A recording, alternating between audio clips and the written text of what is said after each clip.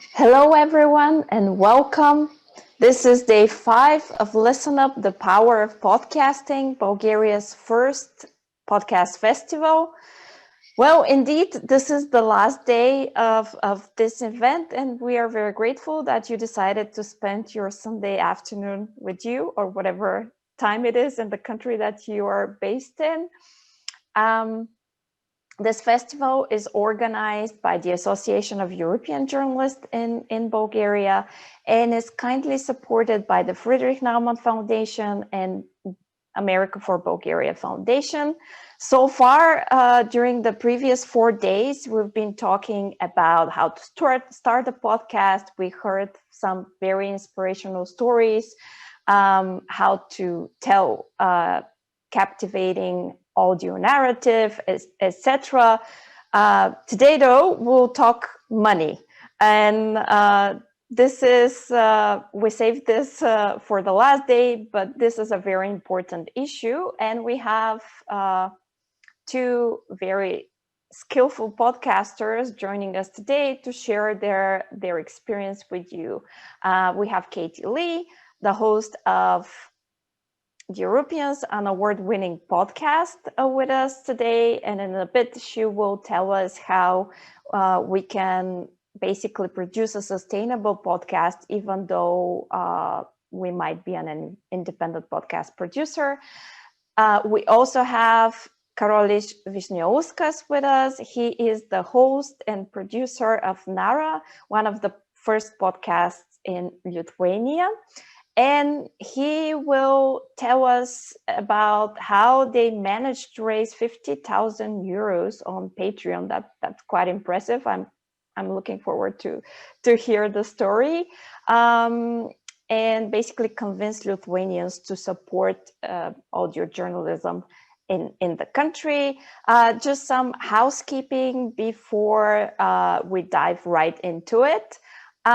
For those of you who need translation, click the interpretation button at the bottom of your Zoom menu and choose the Bulgarian channel. For those of you who want to share something about the festival on social media, you can use the hashtags Listen Up and Podcast Festival. At the end, we'll have some time for questions, so please use the Q&A section of this webinar. For those of you who are watching us on Facebook and on YouTube, use the comment sections and we can also ask your questions. Well, without further ado, Katy, please take it away. Great. Hi, everyone. Nice to be back. Just give me 1 second. I'm just sharing my screen with you. Okay. Cool. Well, yes. Let's talk about money. Filthy lucre. This stuff is like hard to talk about for a lot of people. So I think the main thing is not to be embarrassed to talk about money. We all need to make a living, and it's not fun to do projects forever unpaid, although certainly the Europeans was an unpaid project for really quite a long time. So that is something, I guess that's the first thing to bear in mind. This is it. This is the bottom line. Independent podcasting is unfortunately unlikely to make you a millionaire or a billionaire. So if that is your goal, maybe find a different hobby, do something else, because podcasting is not going to be it. There's got to be another reason why you're doing it. Maybe you have a message you want to share with the world, or just you want to spend some time being creative, but probably don't go into it for the money. That's not the best idea. Obviously, there have been recently some very high profile cases of people making a lot of money from the podcasting industry, right? And I think a lot of us who are interested in audio see these headlines and think, oh, this is what does this mean for us? I think the answer is probably nothing, unfortunately.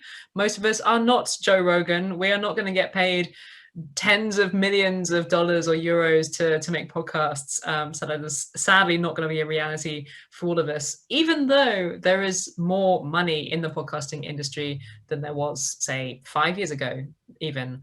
There is a lot more money floating around, which is an interesting development. I'm going to talk to you about a few different things over the next sort of 20 or so minutes, because I don't want you to go away with the message that there is nothing you can do. It is hopeless. I am going to be a poor, starving podcaster forever, there are still things you can do to make money out of podcasting, especially if you're serious about building an audience.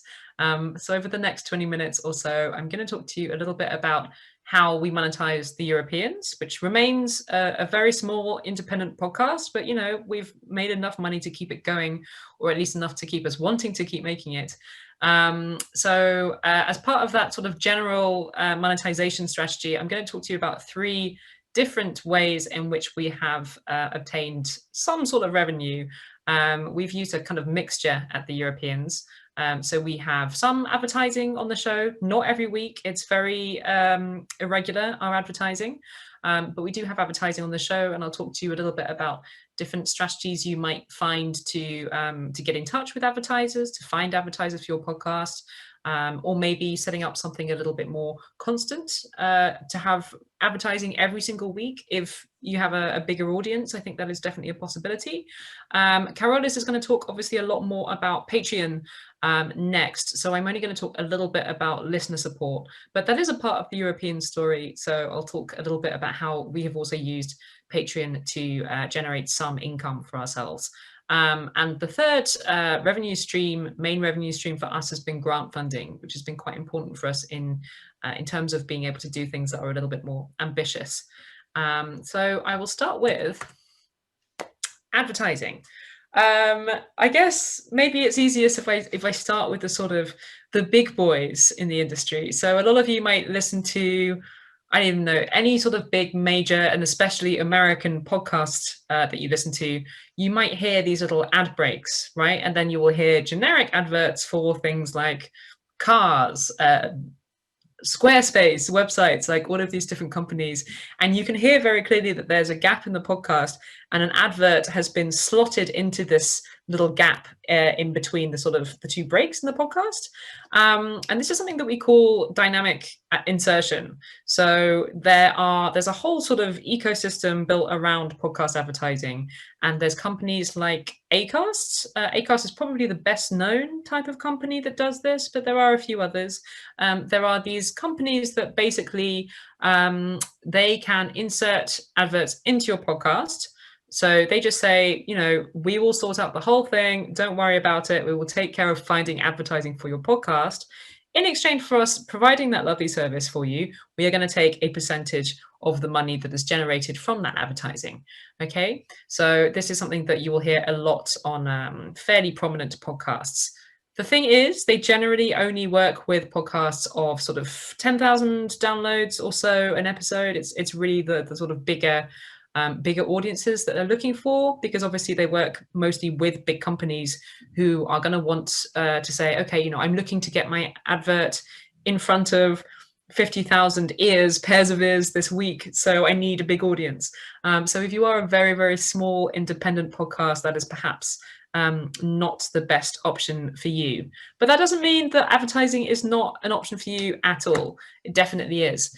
You can, of course, find advertising yourself for your podcast, right? If you have an audience that perhaps is interested in some kind of specialist area, for example, you might think, okay, I have this audience, maybe it's pretty small. It might only be a few thousand or even a few hundred, if you want to go really micro, a few hundred listens per episode. There might still be, depending on what the content is of my podcast and what the audience is, there might still be somebody who would want to advertise on my podcast. So finding advertisers for yourself independently is totally an option. And you can certainly, work out who your audience is and then approach companies and institutions whose audience overlaps with your own. The thing you need to do, of course, for that is to work out who your audience are. So that's the big thing. And a lot of you will probably know already that you can use analytics from your host platform. So for example, the Europeans is hosted by Anchor, and Anchor give us data on where geographically our audience is. They also use Spotify data to tell us the age breakdown and gender breakdown of our audience. And this is all information that we can use to build up a demographic picture of who actually listens to our podcast. So we can go out to advertisers and say, hey, by the way, we have this many thousands of listeners a week. And of that, this percentage are aged under 35, for example, or, you know, 15% of them are in Germany, whatever it is. These statistics, you can use them to build up a picture and of who your audience are, and actually use that to then go to companies or institutions and say, I think we'd be a really good match. I talked about this a little bit in either the, I can't even remember which talk it is, because I've given a couple over the last few days at Listen Up, but there was one talk I was giving this week where I was talking about surveys. You might want to use a survey to sort of complement the analytic data that you get in terms of working out who listens to your podcast, because the analytics, you know, they can be supremely interesting, but you have to take them with a pinch of salt, because you know, firstly, you get limited data about who is listening. In our case, we use Spotify. So the data it's from Spotify, right? And I have a suspicion that the people that listen on Spotify are perhaps slightly younger than our average listener might be, for example. So the Europeans, we did a survey in, I think it was in February, listener survey, just asking listeners to tell us a little bit about who they are. And that allowed us to get a lot more sort of granular detail about our audience. And it was very, very interesting. So you can use those two together. This is the other thing. I mean, audience, if you have an established audience, potential advertisers might come to you. And this has certainly been the case for the Europeans. We have been very bad at seeking advertising over the past 3 years. We've done it actively, very little actually. Both my co-host and I, we juggle the Europeans, producing the Europeans every week with very busy other jobs. And I have to say that finding advertisers has not been something that we have tried to do very actively. So most of the adverts that we have had, interestingly, have been people who've come to us. And this has happened as well with other podcasts that I've worked on. I did a little bit of production recently for a podcast that it is for writers. It is interviews with well-known novelists and people that write film scripts. So it's kind of like an educational podcast for writers. And some companies have contacted them and said, you know, I think it was a dating website for people that love books. And the dating website came to them and said, you know, this seems like a good match. Maybe we could advertise on your podcast. So this does happen, especially like if you have been going for a while and you have a very established audience. The more people hear of you, the more likely potential advertisers are to come to you.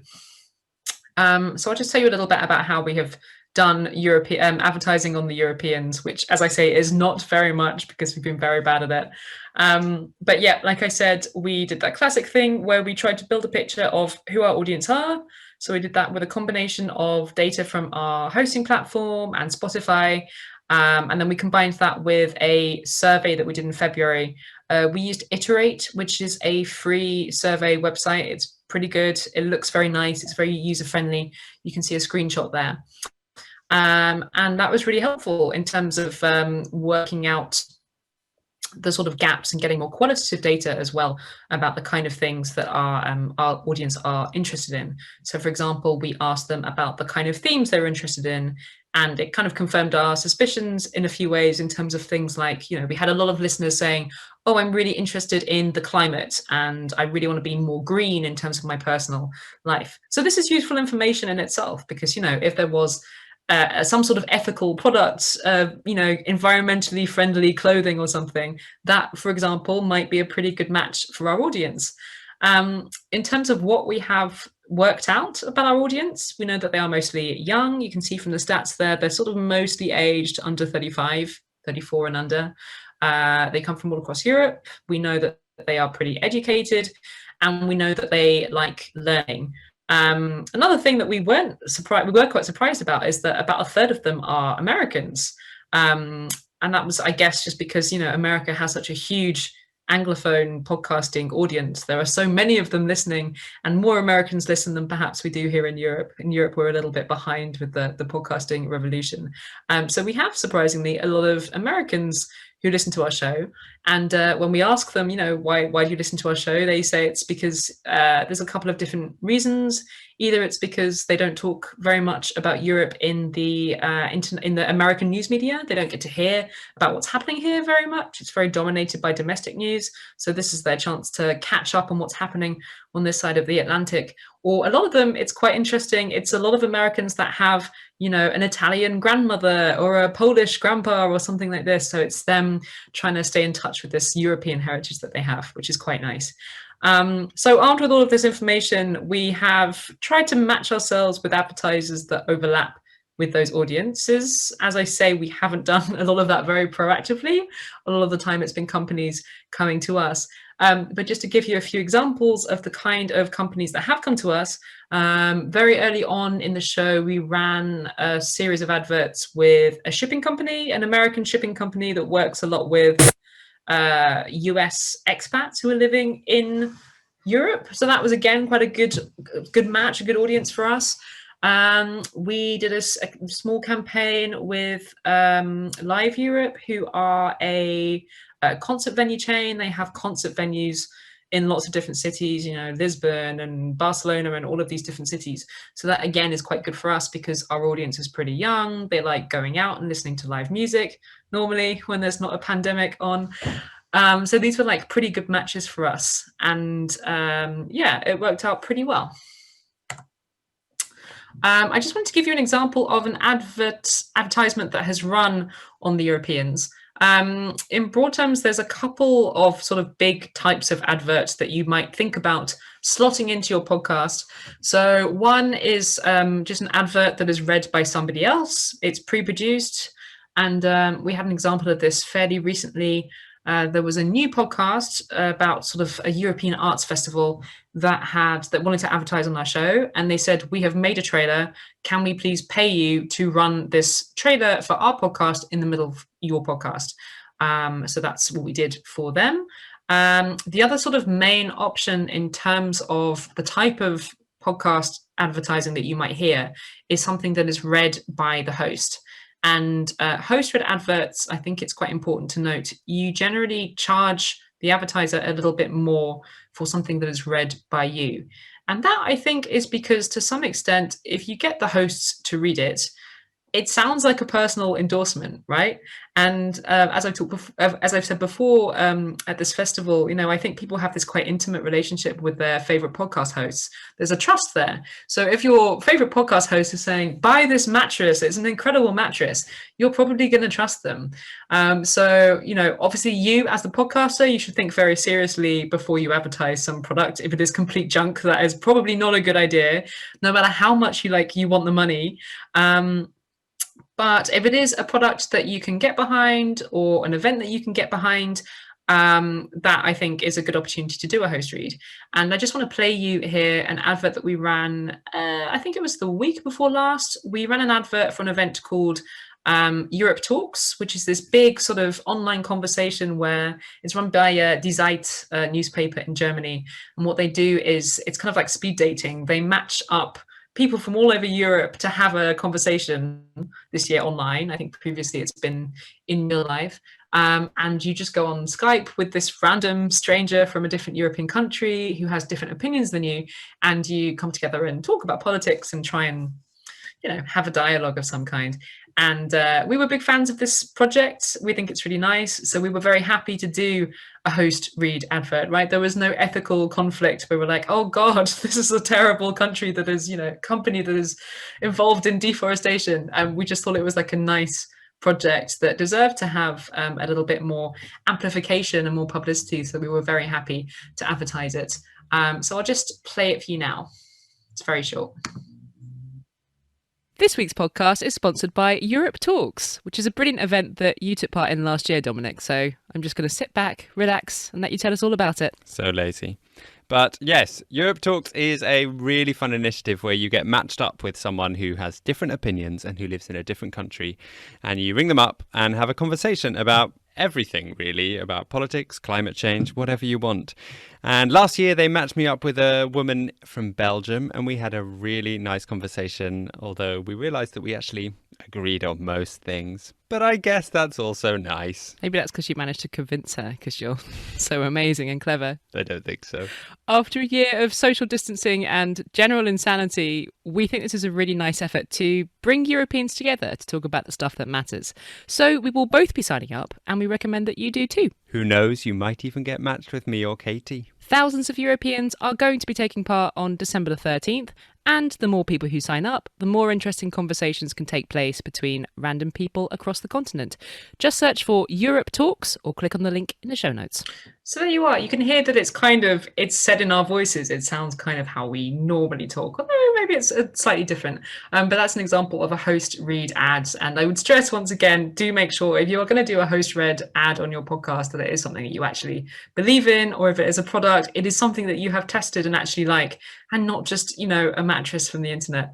Some other options that you might want to think about in terms of formats for advertising are perhaps a sponsored segment on your podcast. Maybe it is, if you have a regular interview, it could just be the interview that is every week. It's like the interview segment is sponsored by this company, or perhaps sponsored interview guest slots. That's another option that a lot of people use. It's kind of a tricky one because there's an overlap between the editorial decisions and money, unfortunately. But that's a discussion that you can certainly have if the opportunity arises. I need to speed up a little bit. I've just realized. So I'm going to just push through a little bit. In terms of thinking about pricing for your advertising, a big concept to bear in mind is CPM, cost per meal or cost per thousands. And this is basically the cost of the ad per 1,000 plays that it's going to be. And in terms of sort of industry averages internationally, or perhaps more in the US, you're looking at about $18 for a 30-second ad, or $25 for a 60-second ad. If it's longer, I think you can push it up a bit. And I think something that you can really bear in mind, especially if you are a small independent podcast, is that if you have a niche audience, then you can maybe charge more because those listeners are more likely to buy whatever product it is, right? So if it is a fishing podcast and you run an advert for fishing products, I don't know, nets, hooks, whatever, you might be more likely to actually get people to go on that website. So that's a very good match. And I think you can charge more than the sort of industry average CPM. One website I wanted to make a quick reference to is Popcorn, which is a new-ish website. We haven't used it, but I think it is quite interesting and something that some of you might want to check out at some point. It's basically a website that matches advertisers to podcasts. And there are basically, there's a long list of companies that say, hello, I'm looking to advertise on a podcast that has a, I don't know, mostly young female American audience or whatever it is. So you can have a look down there and then you can actually make pitches to these companies and say, hello, I have that audience. This is my podcast. Would you like to advertise with us? And then they, again, sort of like similarly to Acast, they would take a percentage of the revenues from that.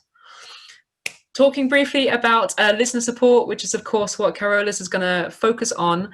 There's a few different options. So both Carolus and us at the Europeans, we've all used Patreon, which is the biggest of this kind of website, where you can basically collect micro donations or even macro donations if people are feeling generous, but donations from your listeners so that they can help support the show. I think it is important to note that Patreon is not the only option. There's been a couple of different ones arising in recent years. Steady, they're based in Berlin. And I think, at least until recently, they were offering a slightly higher percentage to you as the creator than Patreon was. So if you are based in Europe, that's definitely an option to check out. Coffee, again, does something pretty similar. It's all about collecting these little tiny donations. And that is something that we have been doing at the Europeans for about, I want to say 2 years. I'm not quite sure because time is blending at the moment.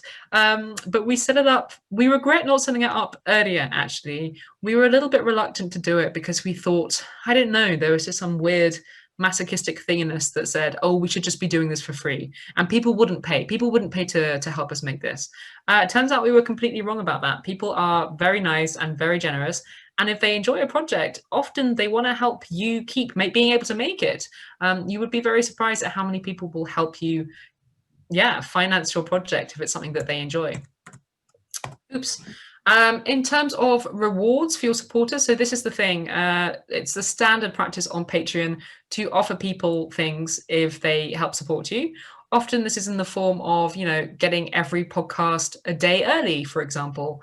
Via Patreon itself, you can upload audio files, and that way the people who support you can hear it a day early. That's a very common one. Often extra bonus content. This is a very common thing to offer your supporters for sort of super fans of the project. We at the Europeans, we offer ad-free versions of our episodes.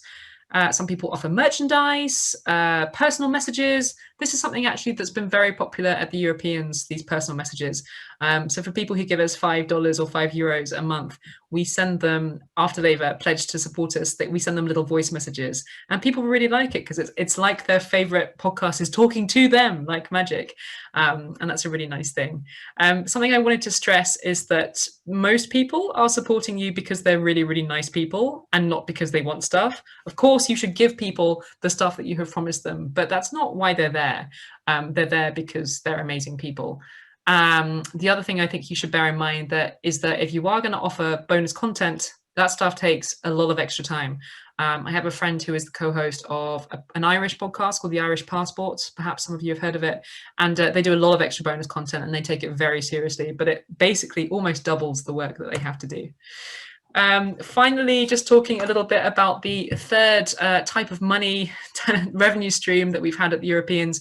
Grant funding and prize money has been hugely, hugely important to us at the Europeans in terms of making us able to carry on doing this. As I said, we started off doing this for free. We did it completely free for more than a year, apart from the odd advertisement here and there. And we didn't have Patreon at the time. So it really was a passion project. It was something we were doing out of love. The year before last, we won a really, really amazing prize, an EU prize called the Spinelli Prize. There is a picture of me looking a little bit crazy because I can't believe we just won 25,000 euros. But this money was hugely important for us. It has allowed to pay us part-time in 2020 while we grow the show and try to become financially sustainable. And that's been really, really important to us. So if there are prizes, this is not a prize for podcasts, by the way, the Spinelli Prize. It's a prize for projects that educate people about Europe, which of course we do in a roundabout way. And a lot of people like the way that we educate people without them knowing that they're being educated about Europe, because it's kind of fun. So that was a really important source of income for us. So I do recommend that you look for journalism prizes or prizes that relate to your podcast project in some way, community prizes, anything that you might be eligible for. Grant funding as well, similarly to the prize money, has been really, really helpful to us.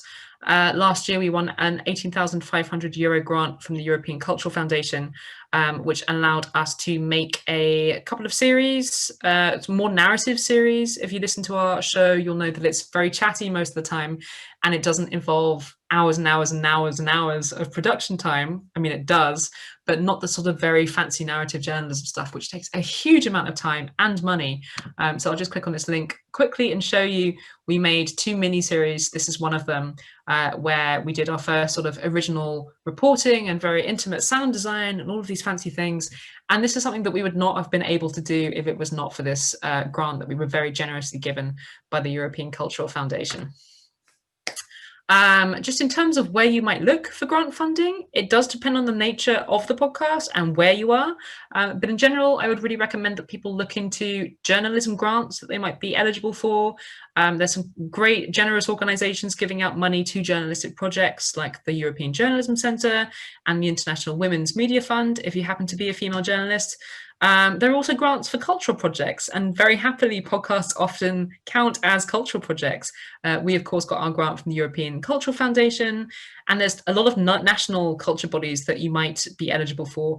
In the Netherlands, there's the Prins Claus Fund. These kind of the funds are very good sources of funding if you think your podcast might qualify as a cultural project.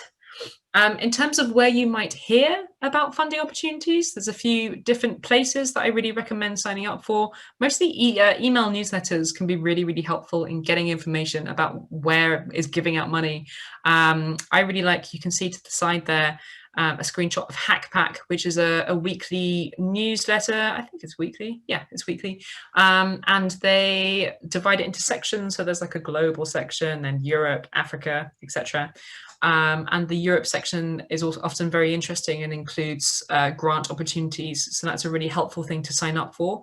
HackPack. HostWriter does something very similar. There's loads and loads of opportunities there, especially for grants and competitions. And then I would recommend signing up, in fact, for newsletters from grant-giving organizations.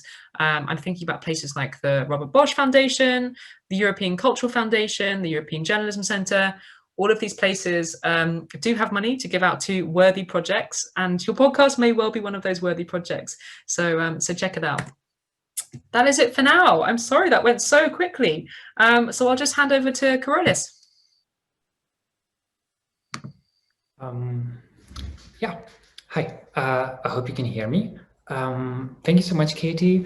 I'm real grateful for this festival that I was able to find out about your podcast. Actually, today when I was going to my office, I was listening to the Europeans episode about Armenia and Azerbaijan, and I loved how you take serious topics and make it more kind of relaxing, but also very informative. I love the kind of interaction between you and Dominic, the other host. So if anyone who is listening haven't listened to your podcast, I would recommend doing that.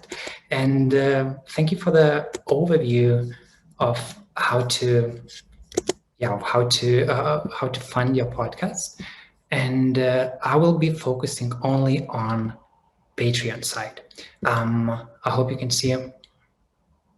Nope, just a second. I hope you can see my presentation. I see that now it's it's not working now. So I guess I'll have to stick to this not full screen option. Carolus, yes? It was working before, so maybe try the full screen or. Yeah, but when I change the slide, I guess the slide is not changing. That's okay. No worries about that. I will stick to this one. So yeah, why Patreon, first of all? Well, because Patreon is one of the first places where people who are creating their podcast, they want to go, because it's so easy to set up your account and it's really popular. More and more people are aware of how to use Patreon, and it really works. In our case, it did work. However, there are things to be aware of, and there are lessons to be learned. So we've been hosting our Patreon for 3 years, and I'm gonna share some of those lessons. So first of all, who are we? We are a group of freelance journalists and photographers, sound engineers who decided to work together in Lithuania, and our media collective's name is Nara. Here are some pictures from our work, and this is how all of us are looking in one. Actually, we don't have a picture where all of us are together, so we decided to take selfies. Currently, what we do, we produce a weekly podcast, which is focused on social and cultural issues in Lithuania and abroad. And since this September, we're also running a proper website where we have like photo stories, where we have video stories. We try to expand of making more than just a podcast. But podcast is like the main thing that we've been doing for these last 3 years. And currently we have almost 600 people who are collectively are giving us almost $3,000 actually dollars per month at this point. And if you look at the whole statistics, you see that we have collected 55,000 euros from 910 listeners since September 2017. And the question is that a lot? My answer would be that it's not enough to sustain our organization, of course. If you put it like in other terms, it's like almost 50 euros per day. That's how much we got since the start of our Patreon.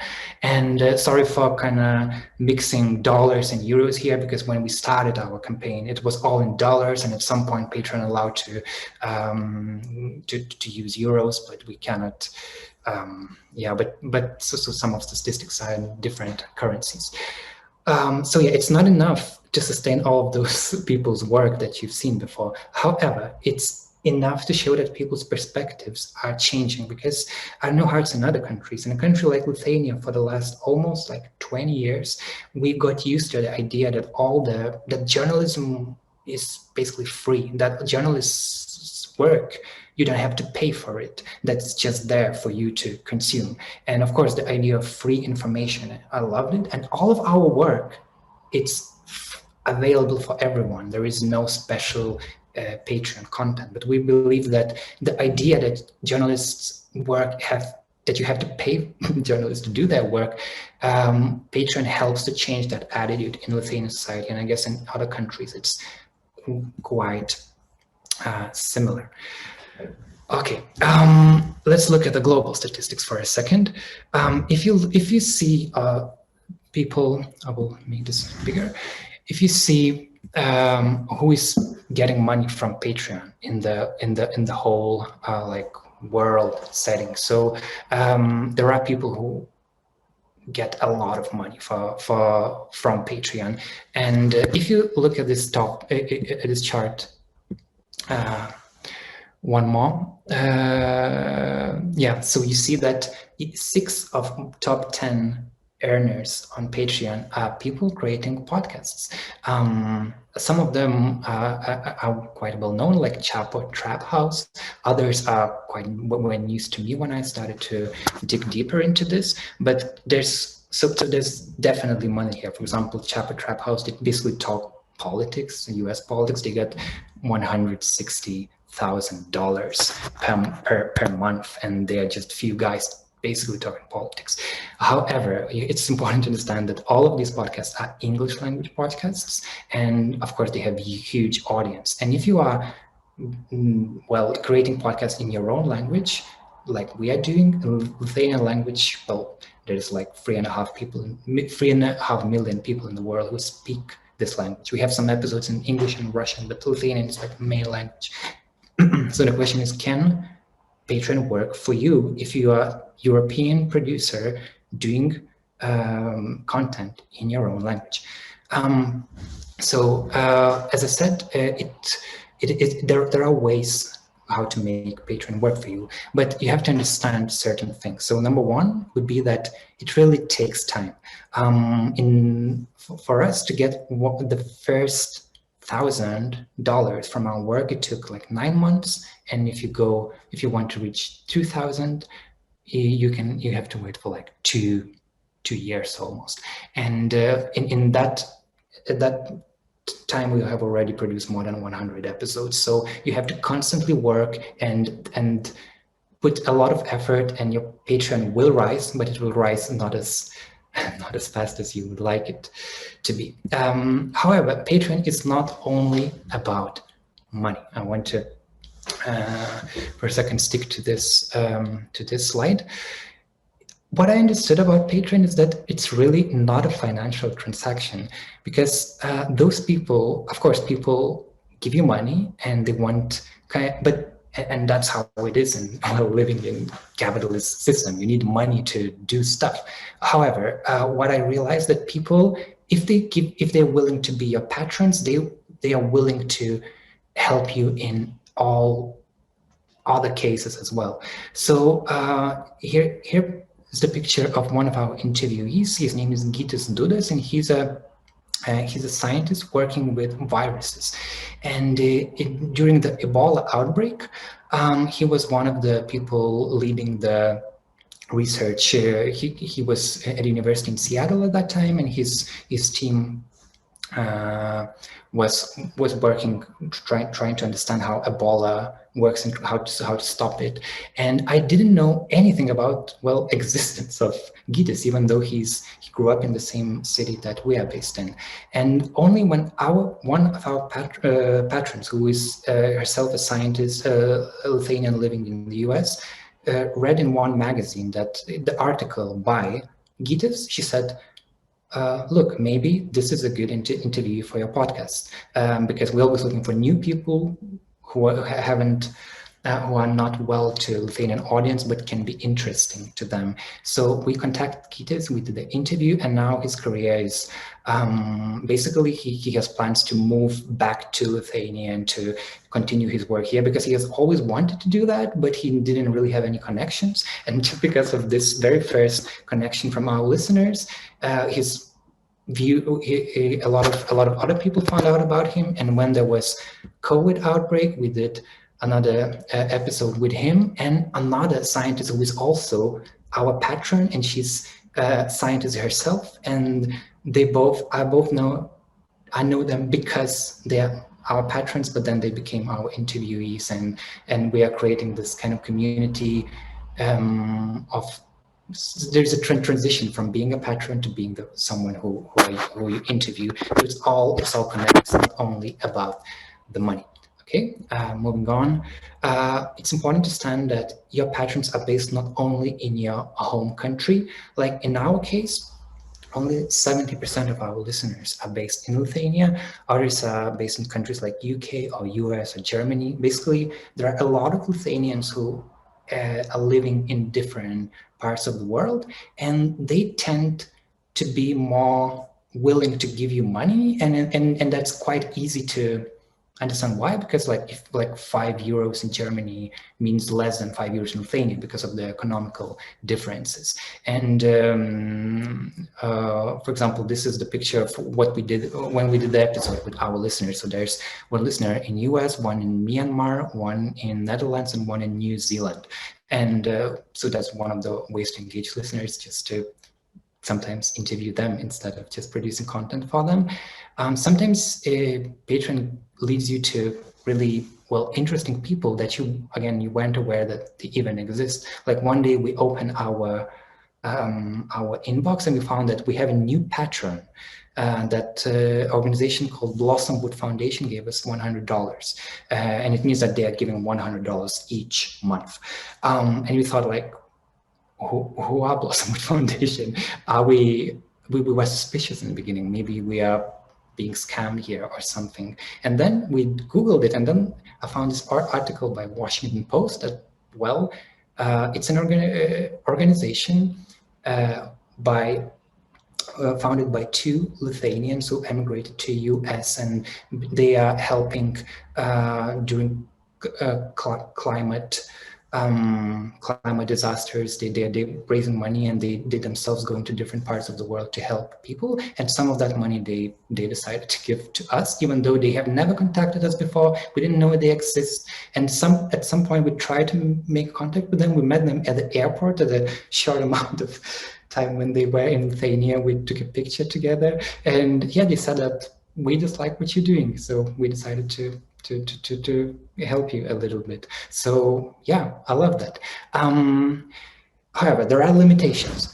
It's important to understand that Patreon works best for younger and English-speaking listeners. For example, my parents' generation, my grandparents' generation, they would like to finance our work as well. However, when you go to Patreon, you realize that it's all in English, and so there's a language barrier. And another thing that is important to understand is that not all the money that you get from, part of the money that your listeners will give you will go to Patreon itself, or also to taxes. So this is like a screenshot from my own, from the creators that I support. So there's like always this almost $2 that I will give away, and those $8 that will reach the creators. So if you count all this money, it's like a few thousand euros that we won't get directly because they go to taxes, or they will go to Patreon each year. So there are ways. I think it's important to show your listeners that Patreon is not the only way to support. And we have in our website this information in Lithuanian, English, and Russian, that you can do bank transfer. You can give us income tax donation. You can advertise in our space. You can be like sponsor of our space. So there's a lot of ways to support, and it's important to show that Patreon can be the main thing, and it's good. But I mean, it shouldn't be the only thing. And I hope I still have a few minutes, so I will go to other slides. It's important to understand that managing Patreon is a job. What Katy said before, that you can come up with really nice ideas of how to engage your patrons, how to engage your listeners, but it takes time to do all of it. And sometimes even things that you didn't imagine that they're going to take time, they actually going to take a lot of time. For example, I just checked before my speech today that currently we have 110 people whose payments were declined this month. This is how it looks in reality. So there are different reasons why this happened. Maybe someone's card has expired and that person needs to find a new card to continue paying for that. So you have to contact each of those people separately and say that, look, maybe you can check your Patreon account. Maybe we are losing your money, and someone has to do that. I sometimes do it myself because I think I want to have this direct interaction with people, and I just ask them how are they, why did they decide to support us. But yeah, it takes time. So just if you think that it's just free money coming to your account, that's not really the case. And also you have to care for your listeners. Like, for example, this picture of me sending postcards from the different photos from our work, and the picture on the right is a one listener who just received one of our postcards. So we do that. We sometimes do live events where we meet with our listeners and with other people that we want to interview, and we have kind of these group conversations and record them for our podcast. Like, for example, this one is about what does it mean to be a migrant in Vilnius? Is it a friendly city for someone who is not Lithuanian? So of course we cannot do it now during the COVID. And we have a Facebook group for our Patreon supporters. So yeah, I think it's important to do all of that and just go into the end. What I love about Patreon is that it allows you to be independent in that sense that if you lose one patron, if you lose another, like in this case, you see this small decline during the May 2019. At that point, we lost one patron who gave us like $100 per month, but that's okay because we already have like 500 other people who are supporting. When there's so many people, you aren't really dependent on any single of them, and that none of them has enough power, financial power, to kind of tell you what to do, to kind of put pressure on you. And I love that it's so divided. And yeah, number 9 that of like these 10 ideas that I want to 10 lessons that I want to share is that we kind of need to change culture in a way for making Patreon more sustainable.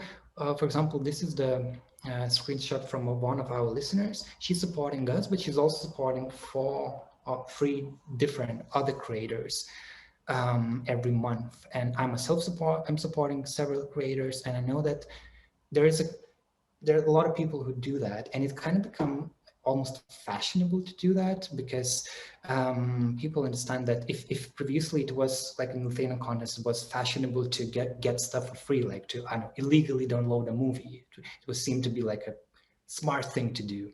Something like, I don't know, Donald Trump said, like, it was smart for him to pay such a small amount of taxes, right? So in what we have in Lithuania now is that people understand it's actually smart to invest in other creators because they can give you back. So I love this change of culture, and I think it's important for creators to talk about that and to encourage that.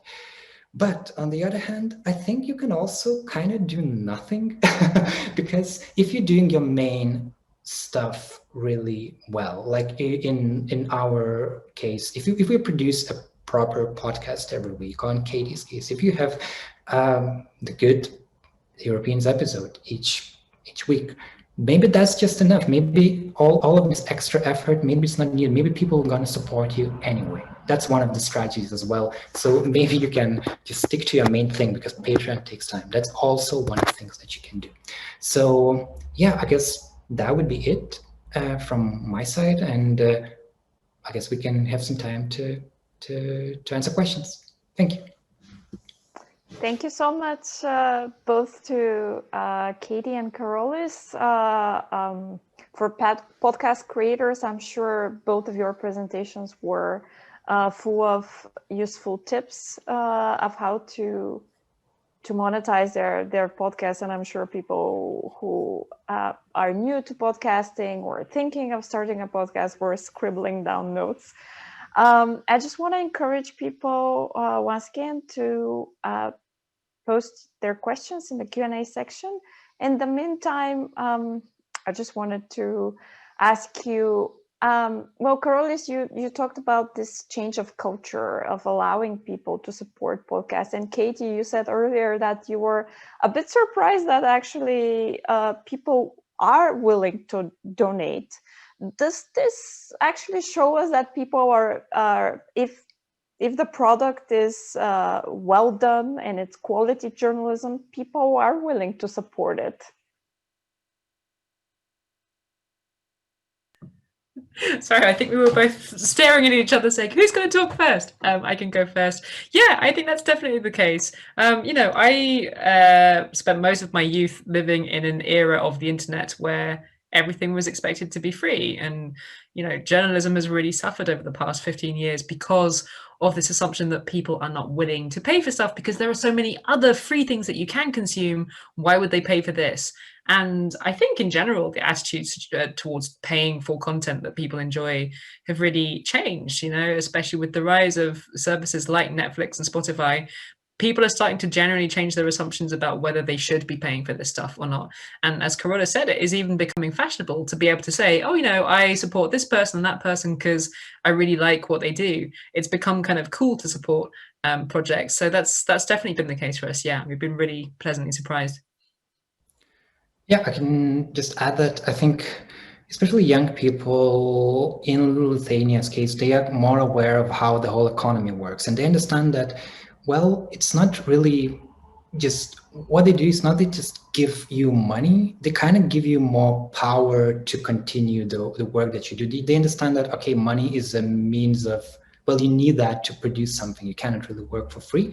So, I think it's people aren't shy to talk about money. They understand that, okay, actually we kind of have this conversation about money because money is, well, it's not going anywhere. It exists in the world and we need to have a conversation about it. And I can maybe kind of relate to what was happening with the voting in Lithuania, that at certain time, well, there were people who thought that voting doesn't really change anything, that maybe we get all these same old politicians every time. But now voting became kind of thing like, that's what a reasonable citizen have to do. And I think it's a similar thing with supporting journalism, that, well, that's what that's what you should do if you want to be like responsible citizen. Yeah, so that's the change that I'm spotting now in Lithuania.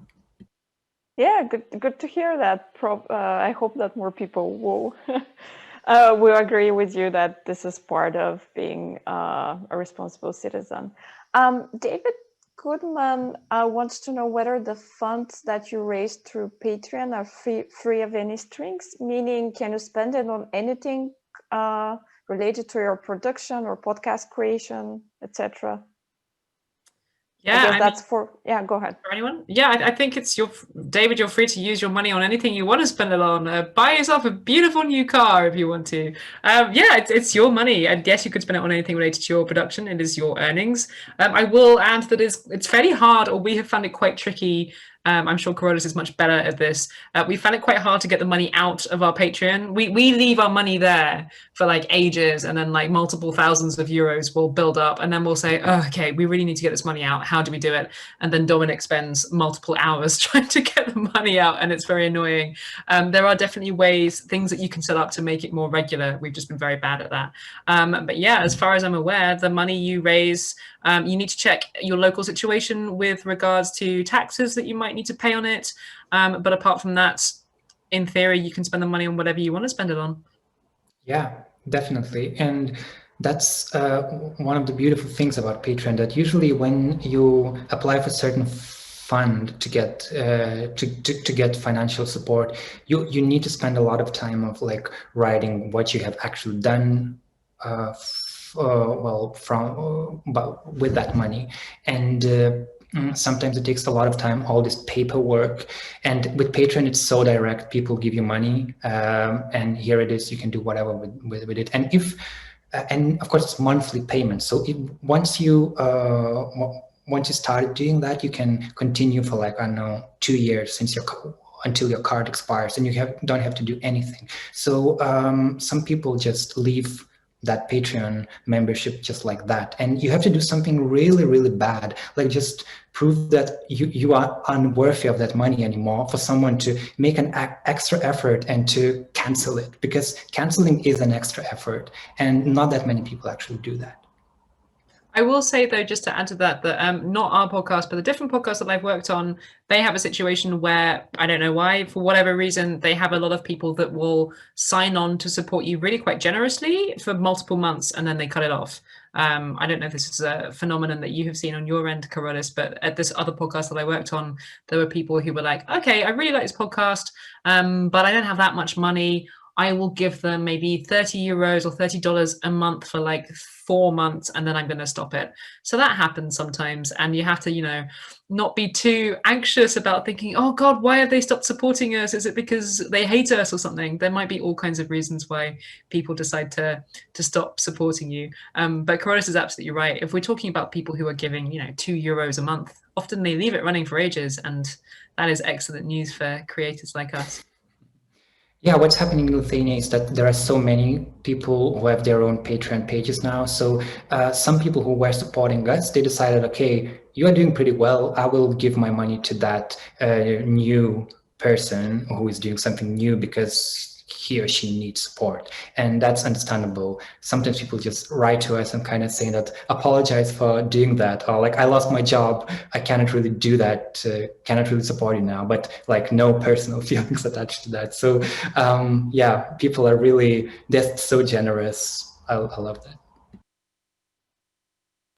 So after listening to you, I mean, I guess one of the conclusions is that there's no silver bullet to fund the podcast. Basically, you need, as the saying goes, you shouldn't put all your eggs in one basket. So you should look for different and diversify the revenue streams or the funding opportunities, etc.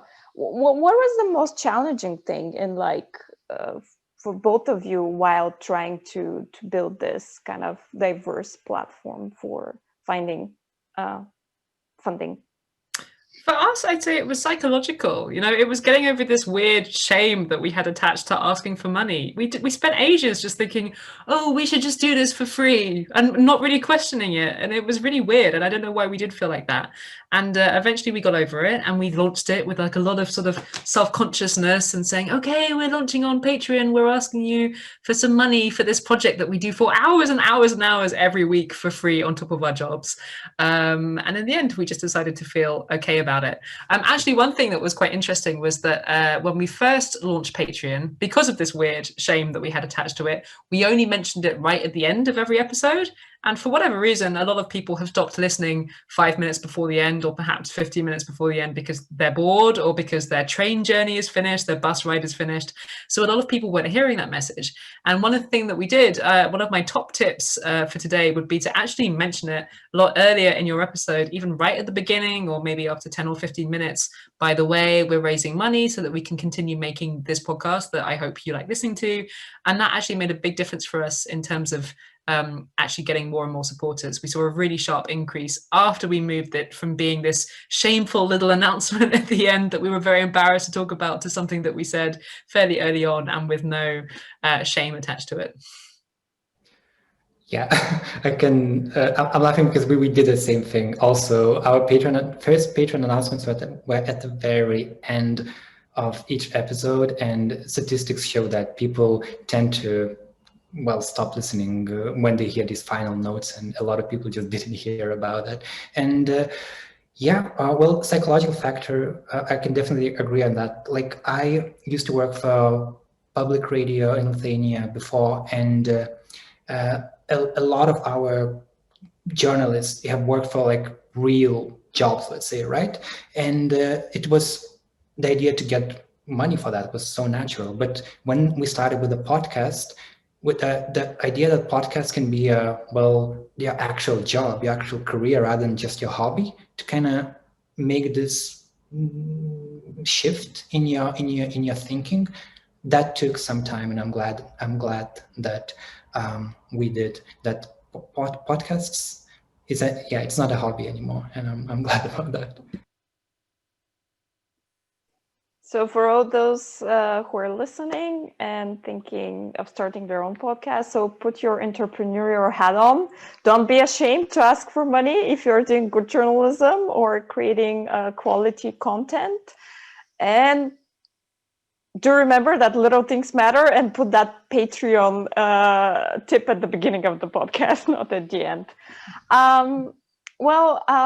Basically, our time is up for this session. Carolis, Katy, thank you so much for being with us. I think these both presentations were very insightful.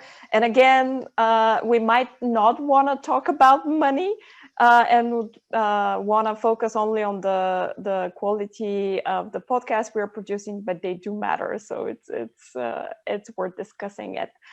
And with this actually concludes the public sessions in English of this festival. So I'll take a minute basically to thank all of those involved. Well, first of all, I just want to thank all the speakers and moderators who accepted to be part of this festival.